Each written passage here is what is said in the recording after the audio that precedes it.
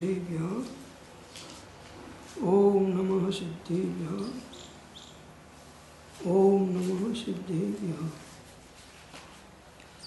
अरहंतो भगवन्त इन्द्रमहिता सीताश्च सिद्धिस्थिता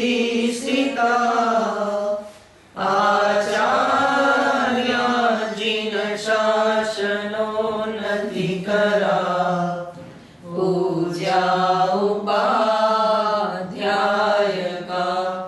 श्रीसिद्धान्तसुपाठका मुनिवरा रत्नत्रयाराधका पञ्चैते परमेष्टिनं प्रतिदिनं कुर्वन्तु मङ्गलं कुर्वन्तु मङ्गलम्। स्वाध्याय में श्री इष्टोपदेश शतशास्त्र एनो श्लोक 35। न अग्नो विघ्नत्वम् आयाति विघ्नो न ज्ञात्वम् उच्यति निमित्त मात्रम् अन्यस्तु गते धर्मास्तिकायवत्। मूर्ख न ज्ञानी थई શકે જ્ઞાની મૂર્ખ ન થાય નિમિત્ત માત્ર સૌ અન્યતો ધર્મ દ્રવ્યવત થાય। અન્વયાર્થમાં કહે છે જે પુરુષ અજ્ઞાની છે તે વિઘ્ન એટલે જ્ઞાની થઈ શકતો નથી અને જે વિશેષ જ્ઞાની છે તે અજ્ઞાની થઈ શકતો નથી। જેમ ગતિમાં ધર્માસ્તિકાય નિમિત્ત માત્ર છે તેમ અન્ય પણ નિમિત્ત માત્ર છે। સરસ વાત આચાર્ય ભગવાન કહે છે કે જે અજ્ઞાની છે તત્વજ્ઞાનની પ્રાપ્તિ કરવા માટે અયોગ્ય છે।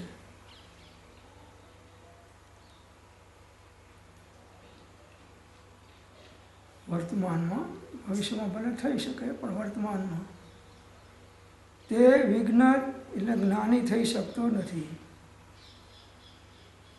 અને જે વિશેષ જ્ઞાની છે તે અજ્ઞાની થઈ શકતા નથી।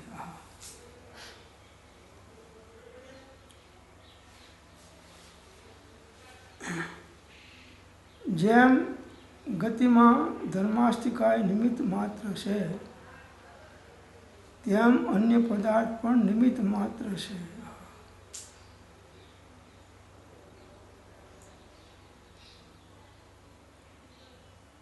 તો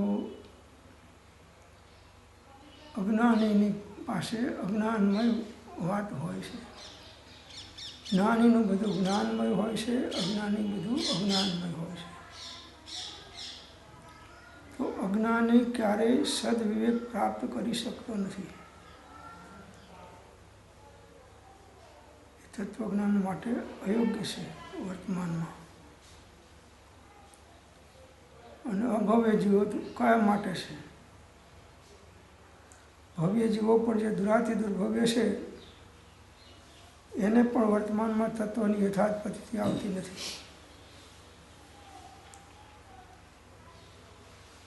અને જે વિશેષ જ્ઞાની છે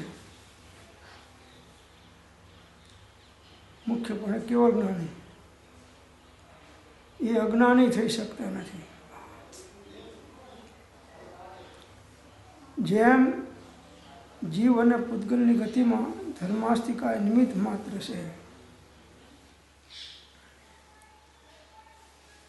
ધર્માસ્તિકાનું નિમિત્ત શેમાં છે?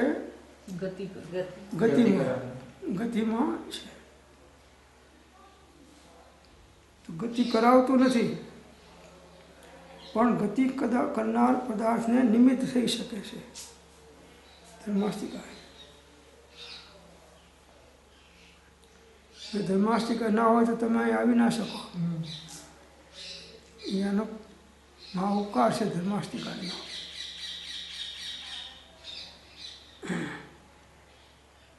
અને સિદ્ધલોકમાં ના જઈ શકો અહીંથી. કેવળ જ્ઞાની પરમાત્માને પણ સિદ્ધલોકમાં જવા માટે આ નિમિત્ત છે ધર્માસ્તિકા.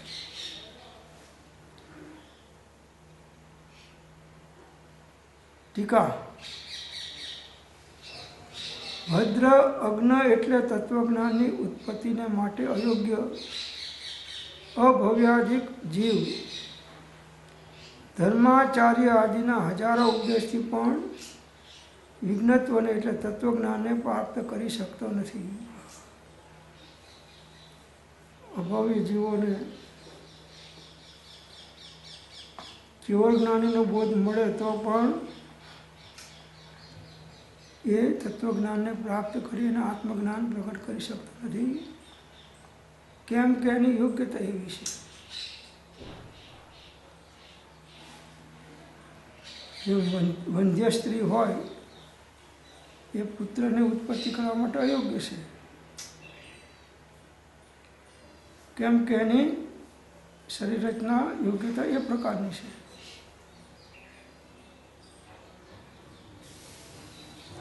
તો હજારો ધર્મના આચાર્યના પ્રવચનો ઉપદેશો સાંભળે તો પણ આપણને થાય છે કે આટલા વર્ષથી આવે છે તો કેમ થતા નથી. એ વર્તમાનમાં આત્મકાર્ય કરવા માટે અયોગ્ય છે. હમણાં એની યોગ્યતા નથી. જ્યારે યોગ્ય થશે ત્યારે એક શબ્દનો બોધ પણ એના માટે કાપી છે. મારુષ અને માતુષ આ બે શબ્દોના આધારે શિવભૂતિ મુનિને કેવળ જ્ઞાન થઈ ગયું.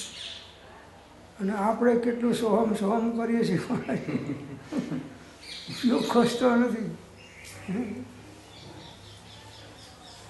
તો હજી અંદરમાં સત્તામાં કર્મો પડ્યા છે, ઉદયમાં ચાલે છે. એટલે જ્યારે ઉદય બળો પડે અને ઉપયોગનું બળ વધે ત્યારે વખતે એ આત્માના ઘરમાં ઘૂસવાનો હોય તો ઘૂસી જાય છે સહજપણે. ભાવ સ્થિતિ પરિપક્વ થઈ હોય તો આ બધું નિમિત્ત બને છે. દર્શન મોહના સાહેબ અંદરમાં દળિયાઓ પડ્યા હોય એ જીવને ભ્રાંતિ કરાવડાવે. ઉદયમાં હોય, અંદરમાં પડ્યા હોય કંઈ ના કરે. અંદરમાં નહીં, એટલે જે સત્તામાં આવેલા હોય એ વખતે ઉદયમાં આવ્યા હોય અને ઉપયોગ એમાં જોડાય તો એ ભ્રાંતિમાં લઈ જાય. ઉપયોગ ના જોડાય તો ના કરે. જેને સમ્યક્ત થયું છે એને પણ ઈચ્છાતોના દરિયા તો પડ્યા છે. ક્ષાયિક સંકેત નથી બધું જતા રહ્યા હોય. એના હૃદયમાં આવે છે પણ એ બળ વાપરી અને ઉપયોગને સ્વરૂપ સન્મુખ રાખે છે અને શ્રદ્ધામાં પૂર્ણ રાખે છે. ચારિત્ર્યમાં પોતાની શક્તિ અનુસાર કરે છે. તો કોઈ કાર્યની ઉત્પત્તિમાં સ્વાભાવિક ક્રિયા અને ગુણની અપેક્ષા રહે છે. સેંકડો વ્યાપારોથી પણ બગલો પોપટની માફક ભણાવી શકાતો નથી.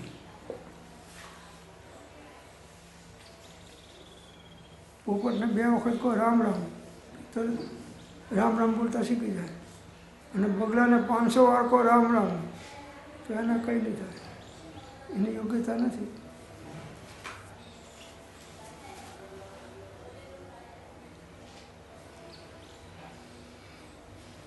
સ્વાભાવિક ક્રિયા અને ગુણની અપેક્ષા રહે છે.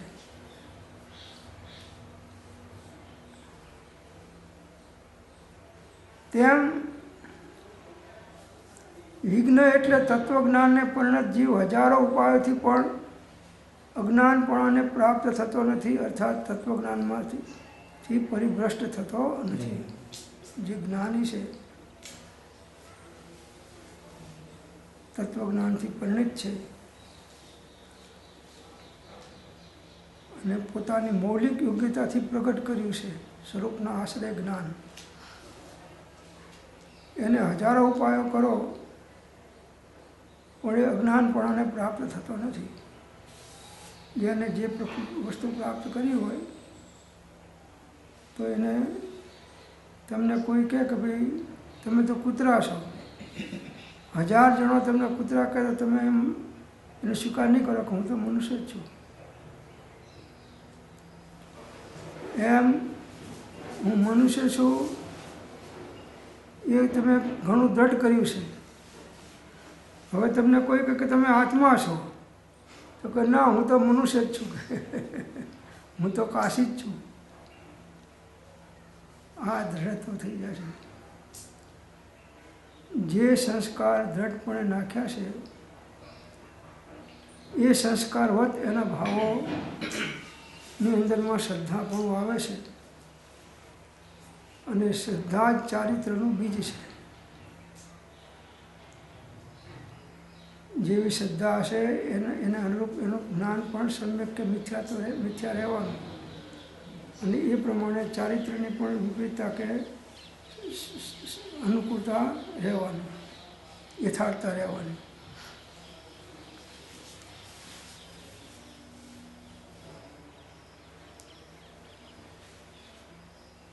તત્વજ્ઞાનને દ્રઢ કરો. ઊંઘની અંદરમાં પણ હું આત્મા છું ભૂલાવું ના જોઈએ. એવી દ્રઢતા વારંવારના સંસ્કાર નાખવાથી એ પ્રકારના ભાવના આવતી જાય છે.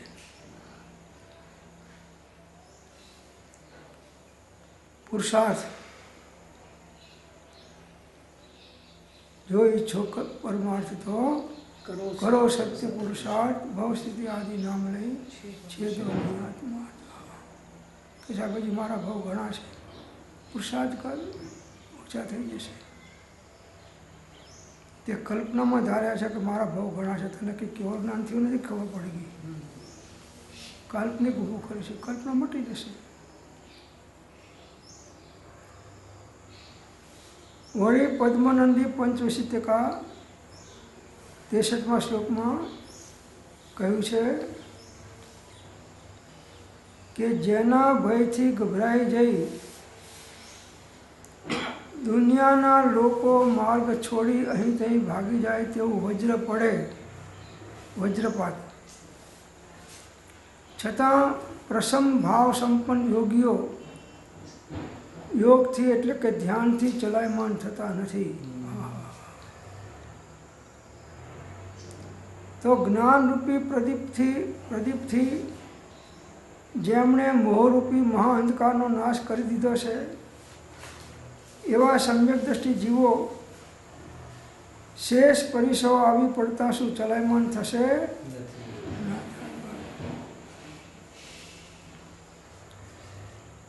જેનો ભય આવે તો ગમે દુનિયા લોકો માર્ગ છોડી દે, માર્ગે જાય નહીં.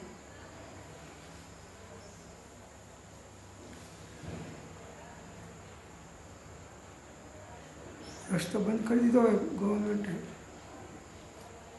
અને પેલી બાજુ પોલીસવાળા દંડા લઈને ઊભા છે અને જેને કાયદાનું ઉલ્લંઘન કરીને એ રસ્તેથી ચાલીને બધાને દંડા વાગે છે અને તમે જુઓ છો તો હવે તમે કાયદાનો ભંગ કરશો? દંડા ખાવા હોય તો કરો. દંડાની બીકે પણ જીવ ઉલ્લંઘન કરતો નથી. એમ જ્ઞાનીઓ પણ જો હું તત્વથી વિપરીત ચાલીશ તેનું ફળ મારે પણ ભોગવી અને અધોગતિમાં જવું પડશે. એટલે જ્ઞાન એનું રક્ષણ કરે છે, એ અજ્ઞાનના હાથમાં પ્રવેશ થવા દેતું નથી.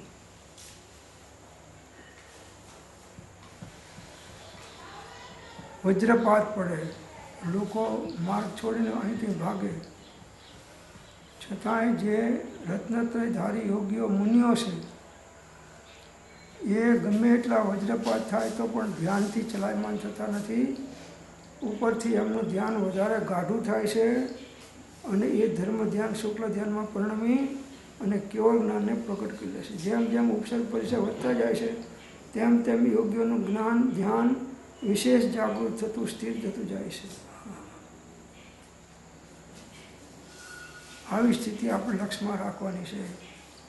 નાની નાની બાબતોમાં અમુક સામાન્ય નિમિત્તોની અંદરમાં આપણે નિમિત્તાધીન થઈ જઈએ છીએ અને આત્માધીન પણ ચૂકી જઈએ છીએ. નિમિત્તાધીન થઈ જઈએ છીએ. ગમે તેવા નિમિત્તની અંદરમાં રહીને પણ સ્વરૂપ અનુસંધાનનો પુરુષાર્થ છૂટવો ના જોઈએ.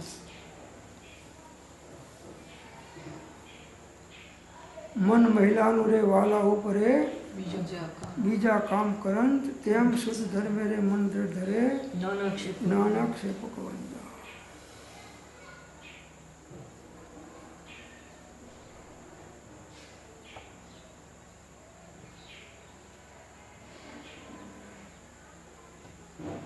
ઘરનું કામ સ્ત્રી બધી કરતી હોય છે. જે ઘરના કામ હોય બધા રસોઈ બનાવવાનું હોય, સાફ સફાઈ કરવાનું હોય, કપડાં ધોવાનું હોય, બધા કામ એક જાતે કરતી હોય છે. જે સતી સ્ત્રી છે એની વાત ચાલે છે. તો એ કામ કરતાં પણ એના પતિનું સ્મરણ છોડતી નથી.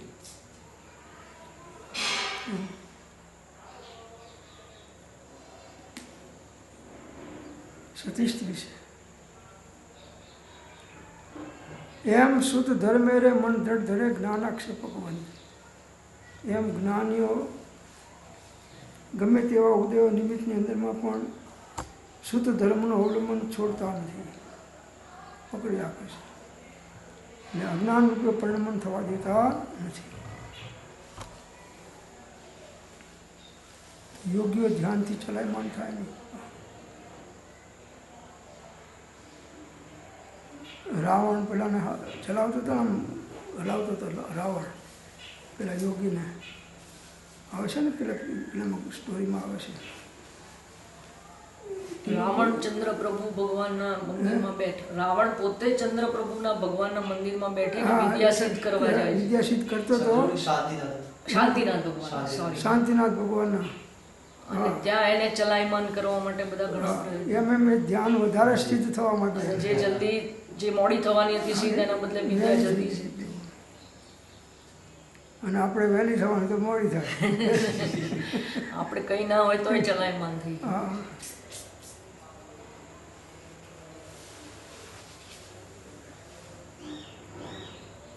શ્રદ્ધામાં 99.99% નથી ચાલતું. જ્ઞાન ઓછું હશે તો ચાલશે, ચારિત્ર્ય ઓછું હશે તો ચાલશે, ધીમે ધીમે આગળ ગાડી ચાલશે. પણ શ્રદ્ધામાં વિપરીતતા હશે તો એ મૂળ માર્ગમાં એક ડગલું આગળ વધી શકવાનો નથી. શ્રદ્ધા પરમ દુલ્હા.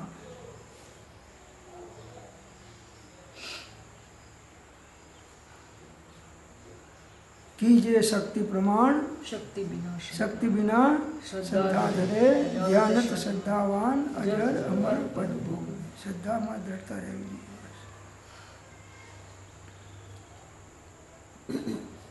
તો યોગીઓ ધ્યાનથી ચલાયમાન થતા નથી.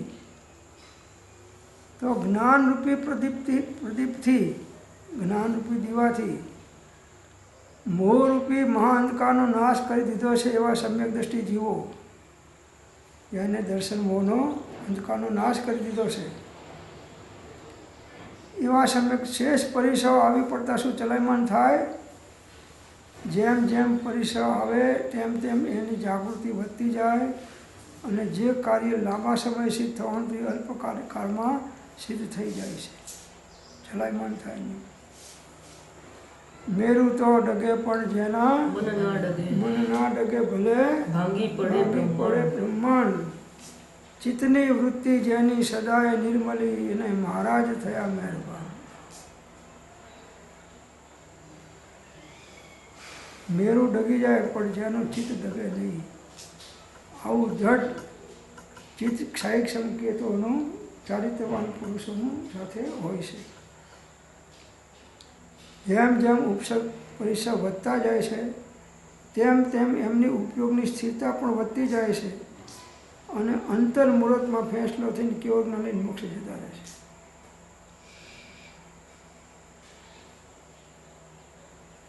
ને બાકર બચ્ચા લાખ ને લાખે બિચારા અને સિંહણ બચ્ચું એક 1000.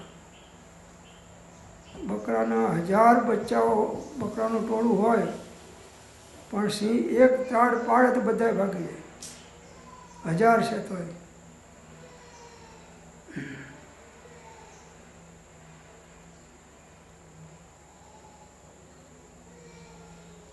તો એક સિંહનું બચ્ચું નાનપણથી બકરાના ટોળામાં રમતું હતું ને બકરા જેવું થઈ ગયું. જેની સાથે રહે એની સાથે એવાની થઈ જાય. તો નાનપણથી જે એને માથી છૂટું પડી ગયેલું અને બકરાઓની સાથે રહે, એની જોડે જંગલમાં જાય, ખાય પીએ, સાથે રહે, બધું કામ, એ બકરા જેવું થઈ ગયું. પછી તળાવમાં પાણી પીવા આવ્યા બધા બકરાઓ અને આ બચ્ચું સિંહનું, અને પાણી પીતા હતા અને ત્યાં બીજો સિંહ આવીને ત્રાડ પાડી. એટલે બકરાઓ તો બધા ભાગ્યા, પણ પેલા સિંહે જોયું આમ પાણીમાં, તો કે હું આમના જેવો જ છું, પાણીમાં પ્રતિબિંબ પડે છે તો હું તો આના જેવો છું. તો એ બકરાના બચ્ચામાં પેલા ટોળામાંથી નીકળે સિંહને જોડે જતો રહ્યો પાછો.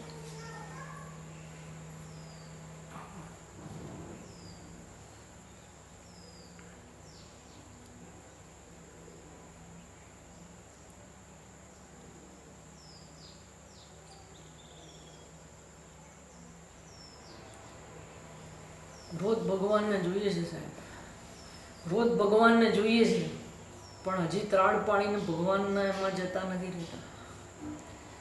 એક દિવસ ત્રાડ પાડતા શીખશો.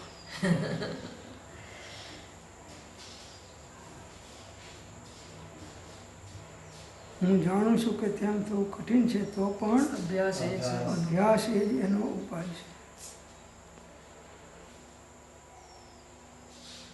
એટલે અન્ય અર્થાત ગુરુ તથા શત્રુ આદિ પ્રકૃતકારીની ઉત્પત્તિમાં તથા નાશમાં નિમિત્ત માત્ર છે, કારણ કે ત્યાં યોગ્યતા જ સાક્ષાત સાધક છે. કાર્ય થાય ત્યારે ગુરુ નિમિત્ત કહેવાય છે, અને ગુરુ તો બધાના એક સરખો જ બોધ આપે છે, પણ જેનું કાર્ય થાય છે એને નિમિત્ત કહેવાય છે. કાર્ય નથી થતું એનું નિમિત્ત કહેવાતું નથી.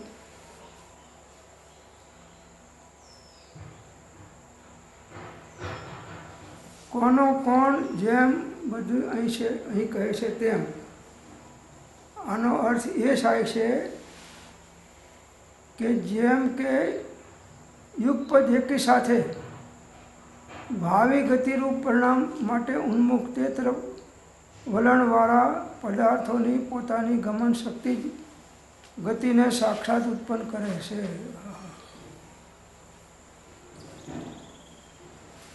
ધર્માસ્તિકા અને અધર્માસ્તિકા છે ને. ધર્માસ્તિકા શેમાં નિમિત્ત થાય છે? ગતિમાં. તો પથરાને કેમ નિમિત્ત થતા નથી? તો જે ચાલે એને નિમિત્ત થાય છે, જે ચાલી શકાય એવા નથી, અને અધર્માસ્તિકા નિમિત્ત થાય છે. તો આનો અર્થ એ છે જેમ કે યુગપદ એકી સાથે યુગપદ ભાવિ ગતિરૂપ પરિણામ માટે ઉન્મુખ એ તરફ વલણવાળા થાય છે પદાર્થોની પોતાની ગમન શક્તિ જ ગતિને સાક્ષાત ઉત્પન્ન કરે છે. પોતાની ગમન શક્તિ હોય તો એ કોઈના નિમિત્તથી કે એમને પણ ગમન કરી શકે, પણ પોતામાં શક્તિ ના હોય તો એ ગમન કરી શકે નહીં. તેના વિકલ્પણામાં એટલે પદાર્થમાં ગમન પ્રતિ ઉન્મુક્તા ન હોય ત્યારે તેમાં કંઈ કરવું અશક્ય છે.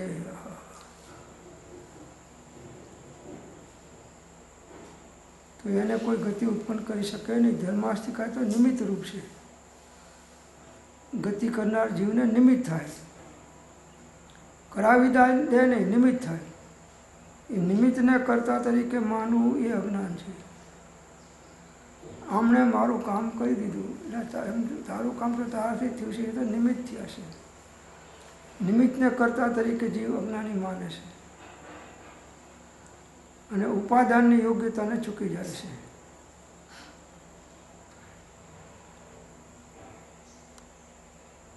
એટલે પદાર્થોમાં ગમન પ્રતિ ઉન્મુક્તા ન હોય તો તેમાંથી કંઈ કરવું અશક્ય છે.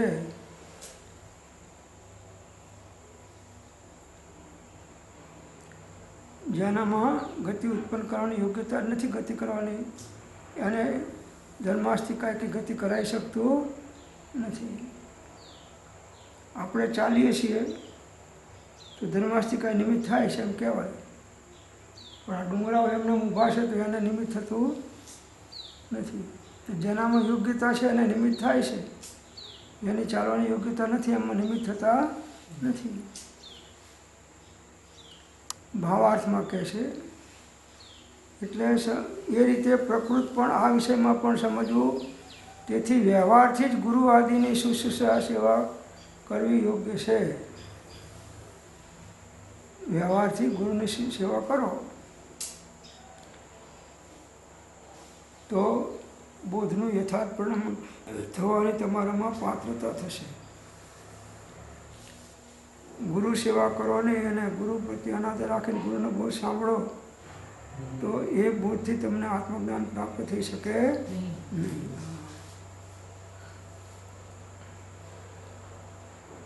તો ભાવાર્થમાં કહે છે કે જ્ઞાની કે અજ્ઞાની બનવાની યોગ્યતા પોતાના આત્મામાં જ છે. ગુરુ આદિ તો બાહ્ય નિમિત્ત માત્ર છે.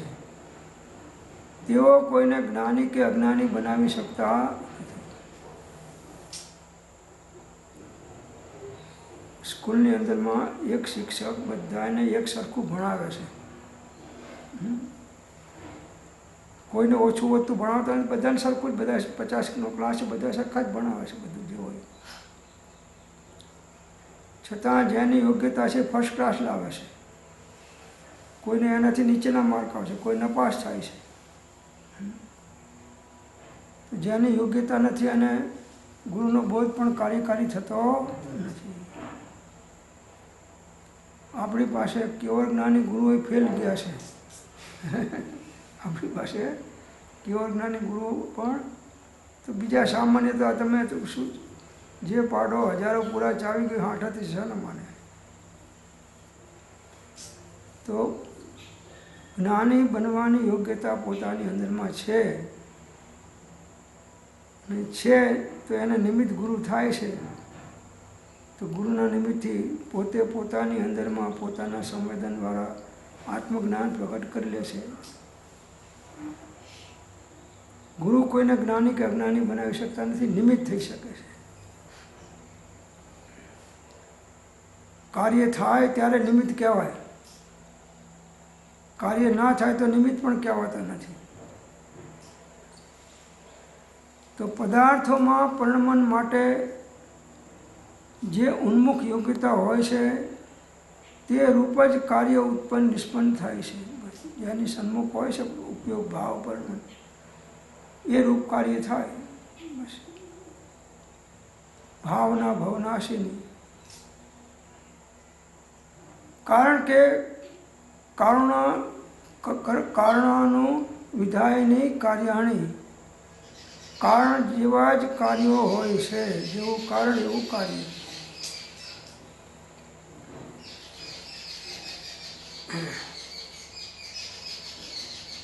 ભજીયા તમે બનાવો છો ત્યાં એને અનુરૂપ નિમિત્તો પણ જોઈએ. કઢાઈમાં તેલ ગરમ, ચૂલા ઉપર આ તમે કહો આ તો બહુ તેલ પી જાય છે, એમને ચૂલા ઉપર ભજીયા નાખવું થઈ જાય. તો ચૂલો ખરાબ થઈ જાય, નુકસાન થાય, અને ભજીયું પણ, લોટ પણ ખરાબ થાય.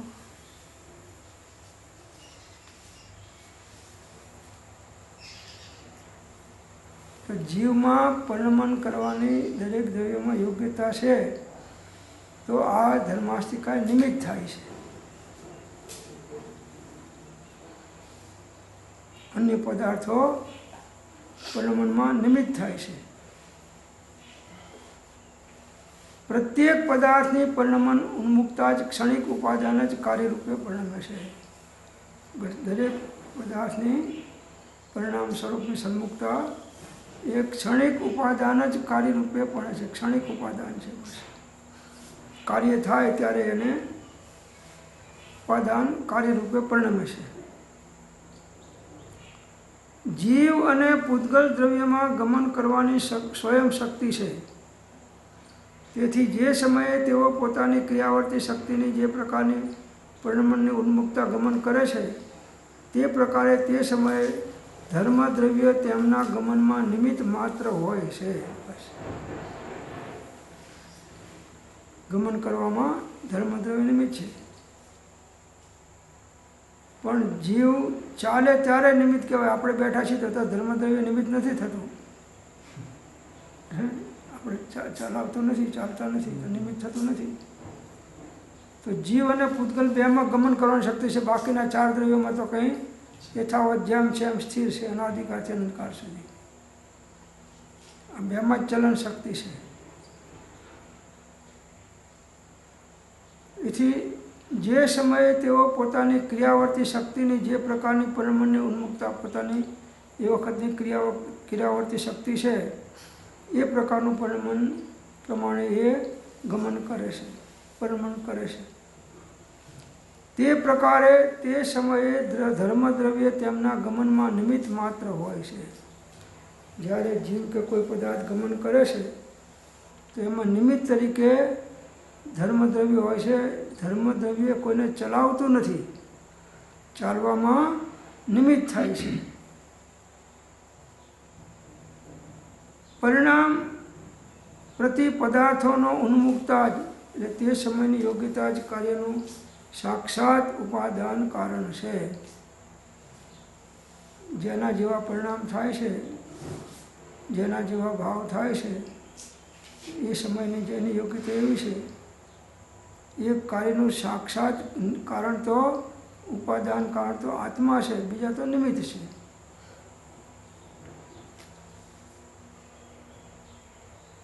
અંધ્યા સ્ત્રી છે, એનામાં બાળક ઉત્પન્ન કરવાની શક્તિ જ નથી, તો 1000 લગ્ન કરે તો પણ ના થાય, શક્તિ નથી.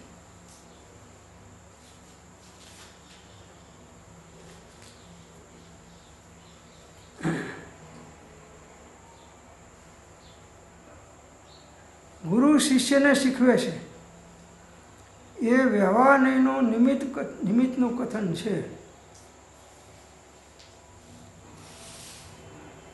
ગુરુ બધાને શીખવે છે, એમાં કોઈને ફર્સ્ટ ક્લાસ આવે છે ને કોઈ નપાસે થાય છે. શીખવું છે બધાને સરખું, પણ જેને જેવી ઉપાદાનની યોગ્યતા હતી એ પ્રમાણે ગ્રહણ કર્યું અને એ પ્રમાણે વ્યક્ત કર્યું. એટલે કે શિષ્ય પોતાની ઉપાદાન શક્તિથી શીખે તો ગુરુ નિમિત્ત માત્ર કહેવાય, અને જો શિષ્ય ઉપાદાનથી શીખે નહીં તો ગુરુ નિમિત્ત પણ કહેવાતા નથી. કાર્ય થાય તો નિમિત્ત ઉપર આરોપ આવે, કાર્ય ના થાય તો કોઈ નિમિત્ત ઉપર આરોપ આવતો નથી. આ કથન કાર્ય ઉત્પત્તિ સમયે અનુકૂળ કયું નિમિત્ત હતું તેનું જ્ઞાન કરાવી તેના તરફનું વલણ છોડાવવા માટે છે એમ સમજવું. આ કથન કાર્યની ઉત્પત્તિ સમયે અનુકૂળ નિમિત્ત બતાવે છે, એનું જ્ઞાન કરાવે છે. પણ તમે એને જ પકડી રાખો નિમિત્તને અને ઉપાદાનને બાજુ ઉપયોગ ના લઈ જાઓ તો કાર્ય થતું નથી. નિમિત્તની હદ સુધી આવી અને એનાથી ઉપાદાનના હદમાં પ્રવેશ કરી શકે નહીં કોઈ નિમિત્ત. જેમાં કૂતરાઓ છે અહીંના આ બાજુના આજુબાજુના એ બધા ઘસે અને આમાં જાય, પણ એ એમની હદથી આમ ના જાય ને પેલો આમ ના જાય, જો જાય તો પેલા બધા ડાઘે ચોંટી પડે. દરેકની હદ બાંધેલી હોય છે. તો વસ્તુતઃ કોઈ કોઈને શીખવી શકે નહીં, કારણ કે સિદ્ધાંત છે કે સર્વદ્રવ્ય પોતપોતાના સ્વભાવથી જ ઉપજે છે. અન્ય દ્રવ્યથી અન્ય દ્રવ્યના ગુણની પર્યાયની ઉત્પત્તિ કરી શકાતી નથી. એટલે કોઈ કોઈને શીખવી શકે નહીં, શીખવામાં નિમિત્ત થાય, શીખવી શકે નહીં. પેલાની યોગ્યતા હોય અને કાર્ય સિદ્ધિ થાય તે નિમિત્ત કહેવાય. એક સાહેબ હોય છે તો બધા વિદ્યાર્થીઓને ભણાવે છે, 50 વિદ્યાર્થીઓ, એમાં 40 પાસ થયા અને 10 નપાસ થયા. તો ગુરુ ઉપર આરોપ આવે છે પાસ થયા નહોતો, નપાસે સાહેબ આ ગુરુના કારણે જ અમે થયા છે નપાસે. એટલે તારી યોગ્યતા નથી એટલે તું નપાસ થયો છું. ગુરુ તો બાહ્યમાં નિમિત્ત માત્ર હતા.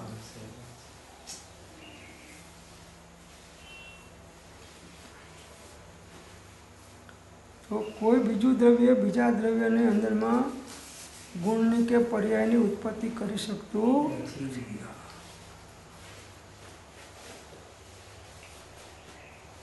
છએ દ્રવ્યોની વિકારી કે અવિકારી પર્યાયોમાં બધા નિમિત્તો ધર્માસ્તિકાવત નિમિત્ત માત્ર છે. છએ દ્રવ્યોમાં વિકારી પર્યાય થાય કે અવિકારી અવસ્થા પર્યાય થાય, એ બધા નિમિત્તો ધર્માસ્તિકાવત નિમિત્ત માત્ર છે. નિમિત્તો પણ કેવા છે? ધર્માસ્તિકાવત. જેમ ધર્માસ્તિકાય બીજાનું કામ કરતું પણ નિમિત્ત થાય છે, એ રીતે કોઈને વિકારી પર્યાયમાં નિમિત્ત થાય છે અને કોઈને અવિકારી પર્યાયમાં કોઈ નિમિત્ત થાય છે. એટલે એક પ્રેરક નિમિત્ત હોય છે, એક ઉદાસીન નિમિત્ત હોય છે. પરંતુ ઉપાદાન પ્રત્યે તો તે સદા ધર્માસ્તિકાયવત ઉદાસીન નિમિત્ત માત્ર છે. ઉપાદાન પ્રત્યે એટલે જેમાંથી કાર્ય થાય છે એના પ્રત્યે તો ધર્માસ્તિકાયવત ઉદાસીન નિમિત્ત માત્ર છે. બસ.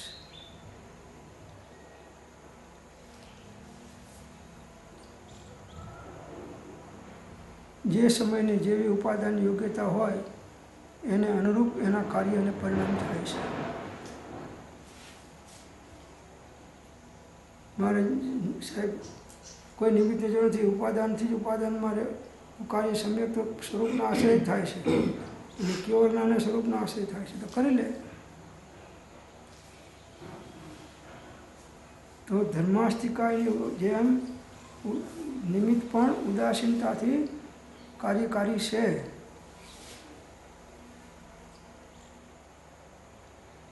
હવે શિષ્ય કહે છે આત્મ સ્વરૂપનો અભ્યાસ કેવી રીતે? આ અભ્યાસના પ્રયોગના ઉપાયથી સંબંધિત પ્રશ્ન છે કે કેવો અભ્યાસ કરીએ તો સ્વરૂપની પ્રાપ્તિ થાય,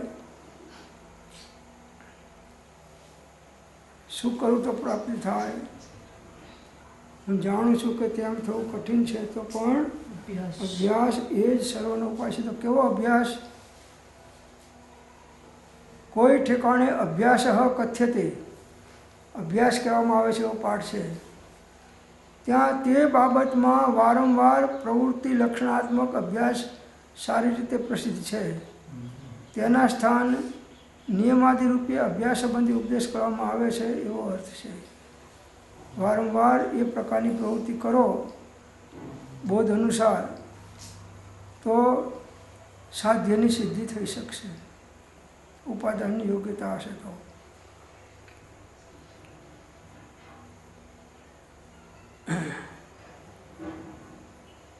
તો ગુરુને તે બંને વાક્યોની વ્યાખ્યા કરવી યોગ્ય છે શિષ્યના બોધ માટે. એટલે જેને ગુરુનું નિમિત્ત લીધું છે અને ગુરુના બોધ અનુસાર જે પોતાનો પુરુષાર્થ કરે છે એને કાર્યની સિદ્ધિ યોગ્યતા પ્રમાણે થાય છે.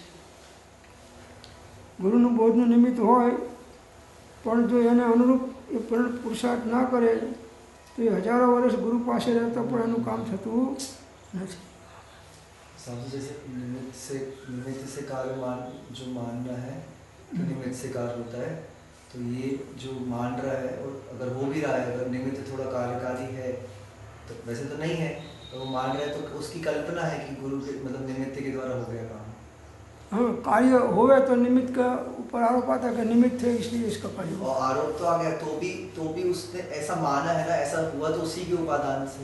हाँ, मगर उसमें ઉપાદાનનું નામ લઈ એ જે તજે નિમિત્ત પામે નહીં સિદ્ધત્વ ને રહે ભ્રાંતિમાં સ્થિત. वो तो कहेगा निमित्त का उपकार तो मानेगा, पर ये ऐसा वो बुद्धिपूर्वक ही कह रहा है ना, ऐसा सच में तो नहीं हुआ ना, उपादान तो उसी का था. ऐसा मतलब एक हाँ, कार्य की योग्यता उपादान की योग्यता के अनुरूप होती है. जी जी.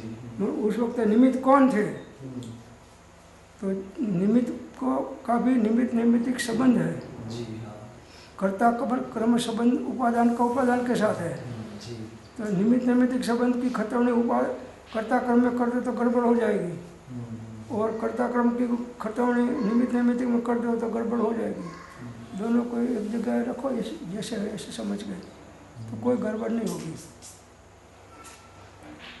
सदगुरु ना उपदेश थी આવ્યું અપૂર્વ જ્ઞાન, નિજ પદ નિજ માહી લયું, દૂર થયું સદગુરુના ઉપદેશથી આવ્યું અપૂર્વ જ્ઞાન। તો અપૂર્વ જ્ઞાન એમના ઉપદેશથી આવ્યું છે કે એના ઉપાદાનની યોગ્યતાથી આવ્યું છે? ઉપાદાનની હા, તો પણ સદગુરુનો ઉપદેશ નિમિત્ત છે। नहीं कहेगा मतलब નિજ પદ નિજ માહી લયું, દૂર થયું।